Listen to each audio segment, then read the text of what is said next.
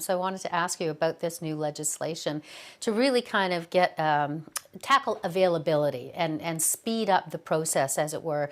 Part of the recommendation saying it's getting bogged down in red tape. So let me ask you about that and the goal of 1.5 million houses, but it's over 10 years. So what about the effect on the market?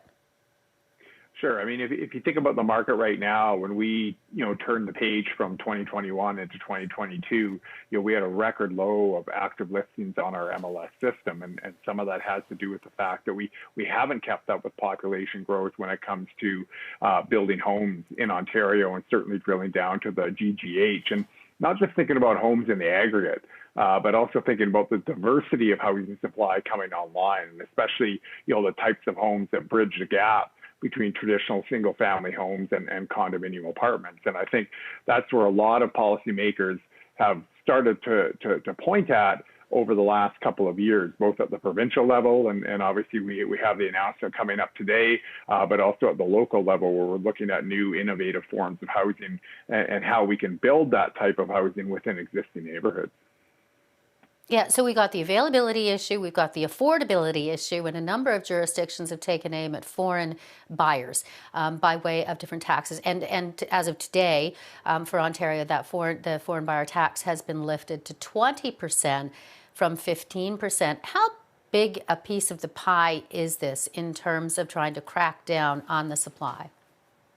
Well, foreign buyers, especially those that have been subject to the non-resident sales tax, over the last few years since it was enacted back in 2017, has been relatively small, a relatively small slice of the pie, if you will. And so on a monthly basis, you've seen 200 sales or below that have been subject to that tax. And so on a percentage basis, somewhere between 1% and 2%. And if you look over the past year and a half or so, those numbers have been closer to 100 and closer to 1% of overall activity. And so again, it gets us back to your previous question in terms of where policymakers ought to be pointed at for long-term affordability and sustainability of this market. And it's definitely on the supply side, not only making up for lost ground in terms of supply that we've seen over the past decade, but also accounting for record levels of immigration that we expect to see this year and in the years to come.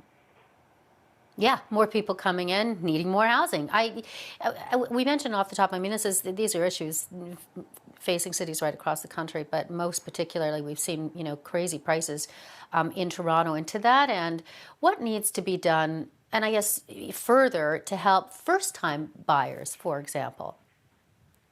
Well, I think certainly, if you think about first-time buying activity during the initial phase of the pandemic, it really sort of dropped off, and that makes sense. Sort of younger people were more affected by the temporary economic downturn than people that were more established in the labor market. But if you look at the second half of 2021 and certainly through the first quarter of 2022, we have seen an uptick in first-time buying intentions, and that certainly was accounted for through consumer polling that we did at the end of last year, and also thinking about the condominium apartment market, which has been tightening up over the last half year or so, and that's a segment of the market where certainly first-time buyers are pointed at, because in terms of average price, it's on the lower end of the spectrum, so it makes sense that that's an entry point into the marketplace.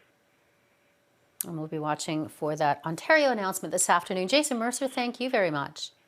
Thank you. Have a nice day.